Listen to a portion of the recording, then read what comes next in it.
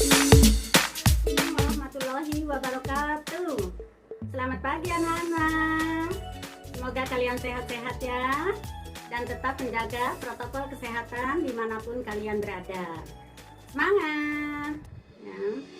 Untuk hari ini kita akan belajar tentang tema 1, yaitu selamatkan makhluk hidup. Subtema 1 yaitu tumbuhan sahabatku pada pembelajaran pertama.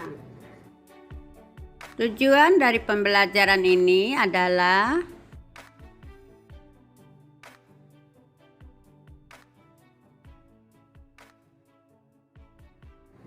Ibu akan tanya dulu kalian, apa makanan pokok penduduk Indonesia? Oh iya, nasi. Nasi adalah makanan pokok penduduk Indonesia yang dihasilkan dari tanaman padi. Tanaman padi yang ditanam adalah bijinya. Tetapi kalian harus tahu juga bahwa penduduk Indonesia ada juga yang makanan pokoknya jagung, seperti penduduk Pulau Madura. Apakah tanaman jagung juga perkembangbiakannya sama dengan pohon padi? Perhatikan teks berikut ini. Bagaimana jagung berkembang biak? Tumbuhan jagung tumbuh dari hasil biji jagung yang ditanam. Setelah 3-4 hari, bakal tanaman akan tumbuh muncul di permukaan tanah. Setelah tumbuh besar, akan muncul bunga. Bunga jagung memiliki helai rambut dan terdapat tepung sari. Tepung sari dapat terbang tertiup angin dan sebagian akan jatuh di kepala putih yang terletak di bagian bawah bunga. Ketika itulah terjadi penyerbukan dan pembuahan. Setelah terjadi pembuahan, bunga jagung tersebut terus berkembang hingga menjadi buah jagung. Setelah 3-3,5 bulan, jagung siap. Setelah kalian membaca dan mendengarkan teks yang berjudul Bagaimana Jagung Berkembang Biak, kalian bisa menemukan informasi dan ide pokok dari teks tersebut. Apa yang dimaksud dengan ide pokok? Ide pokok adalah gagasan yang menjadi pokok pengembangan paragraf. Ide pokok disebut juga gagasan utama. Ide pokok pada setiap paragraf hanya ada 1. Langkah-langkah menemukan ide pokok. 1. Baca seluruh paragraf dengan cermat. 2. Cermati kalimat pertama hingga akhir. 3. Baca kalimat demi kalimat sampai kamu menemukan ide pokok paragraf. 4. Tandai ide pokok tiap paragraf. 5. Tandai info penting dalam tiap paragraf untuk menemukan informasi. Informasi dari teks bisa didapat dengan menggunakan rumus 5W dan 1H. Apa itu 5W dan 1H? 5W adalah 1 Watt. Apa? 2 Where. Di mana? 3 When. Kapan? 4 Who. Siapa? 5 Why. Mengapa? Dan 1H-nya yaitu How. Bagaimana? Jadi, dengan membuat pertanyaan-pertanyaan, kalian akan mudah mendapatkan informasi dari sebuah teks. Coba, apa ide pokok dari paragraf di atas? Jawabannya, cara perkembangbiakan jagung.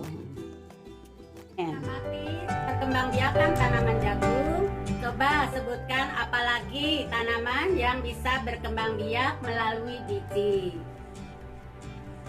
Kesimpulan dari materi di atas adalah yang dimaksud dengan perkembangbiakan generatif adalah perkembangbiakan tumbuhan secara biji atau secara penyerbukan atau secara kawin.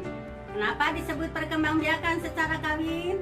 Karena melibatkan sel kelamin jantan dan sel kelamin betina. Jadi, alat perkembangbiakan tumbuhan adalah bunga. Bagian-bagian bunga. Perhatikan ada penampang bunganya. Ada tangkai bunga, ada dasar bunga, kelopak bunga, mahkota bunga, benang sari atau sel kelamin jantan, putik atau sel kelamin betina. Dan juga perhatikan fungsi dari bagian-bagian bunga tersebut.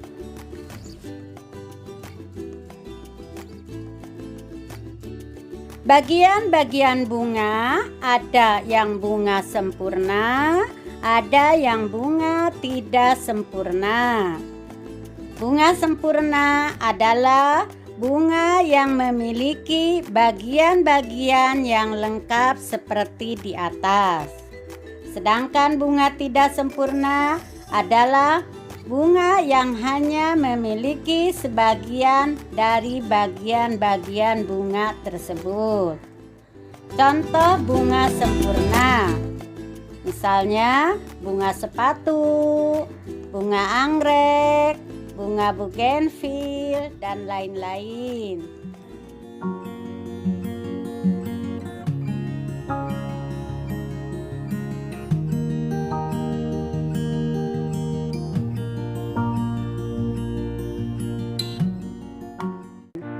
Sedangkan contoh bunga tidak sempurna adalah bunga pepaya, bunga kelapa, bunga salak, dan lain-lain. Selanjutnya, penyerbukan tanaman berbunga bisa dengan beberapa cara, yaitu perhatikan gambarnya. 1. Penyerbukan sendiri. 2. Penyerbukan tetangga. 3. Penyerbukan silang. Dan 4. Penyerbukan bastan.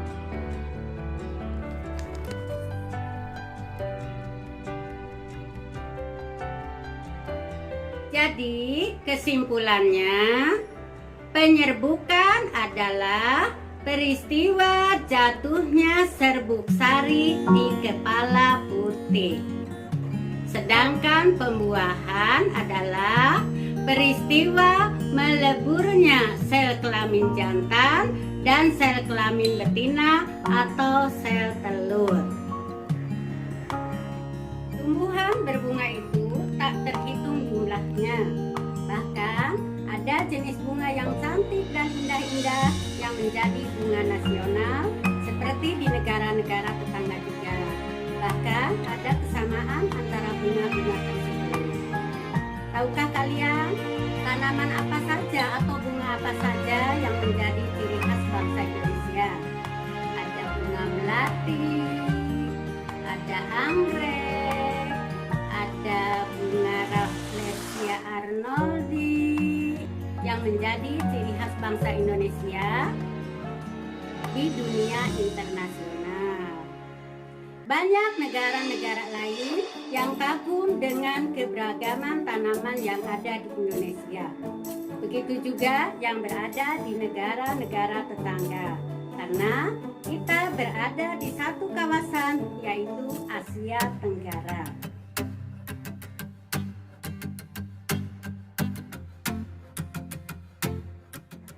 Berdasarkan letak geografis, Asia Tenggara berada di antara 2 benua dan 2 samudra, yaitu benua Asia dan Australia, Samudra Hindia, dan Samudra Pasifik. Oleh karena terletak pada satu kawasan atau regional, maka negara Indonesia bersama negara-negara di Asia Tenggara mendirikan organisasi persahabatan antar negara yang disebut ASEAN. Sejarah berdirinya ASEAN. ASEAN atau Association of Southeast Asian Nations. Kalau di Indonesia dinamakan Perbara, Perhimpunan Bangsa-Bangsa Asia Tenggara. ASEAN berdiri sesuai Deklarasi Bangkok pada tanggal 8 Agustus 1967 yang ditandatangani oleh 5 Menteri Luar Negeri negara-negara di kawasan Asia Tenggara, yaitu 1. Adam Malik dari Indonesia, 2. Tun Abdul Razak dari Malaysia, 3. Tanat Koman dari Thailand, 4. S. Rajaratnam dari Singapura, 5. Narcisco Ramos dari Filipina. Latar belakang berdirinya ASEAN. 1. Persamaan letak geografis. Tadi dalam satu kawasan Asia Tenggara. Kedua, persamaan dasar kebudayaan. Kita masih satu rumpun bahasa, yaitu rumpun Melayu. Kemudian persamaan nasib, sama-sama bekas negara jajahan, kecuali Thailand yang tidak pernah dijajah. Keempat, persamaan kepentingan, baik di bidang sosial, ekonomi, budaya, maupun keamanan dan stabilitas politik. Tujuan didirikannya ASEAN. 1. Meningkatkan ekonomi, sosial, dan kebudayaan di kawasan Asia Tenggara. 2. Meningkatkan perdamaian dan stabilitas keamanan di kawasan Asia Tenggara. Ketiga, meningkatkan kerjasama di bidang ekonomi, sosial, budaya, teknologi, dan ilmu pengetahuan. 4. Mengadakan kerjasama dalam bidang pertanian, industri, perdagangan, dan komunikasi. 5. Menyediakan fasilitas latihan dan penelitian. Selanjutnya, kehidupan dan sosial budaya di negara-negara ASEAN. Anggota negara ASEAN sekarang ada 10 negara, yaitu 1. Indonesia, 2. Malaysia, 3. Singapura, 4. Filipina, 5. Brunei Darussalam, 6. Thailand, 7. Laos, 8. Vietnam, 9. Myanmar, 10. Kamboja.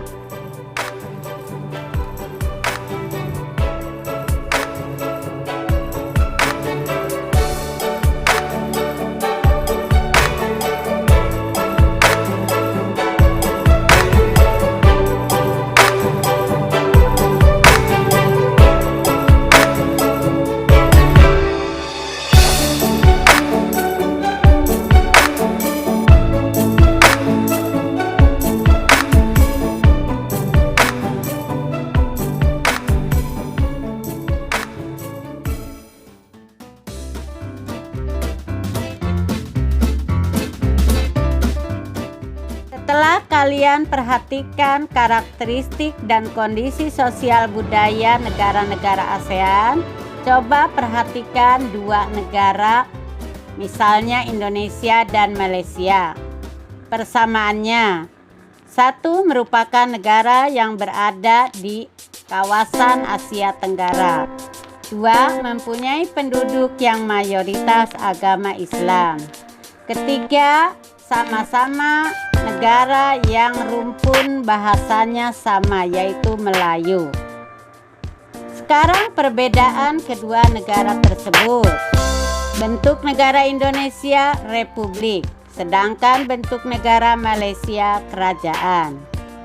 Indonesia merupakan negara kesatuan, sedangkan Malaysia federal. Sistem pemerintahan Indonesia presidentil dan Malaysia parlementer.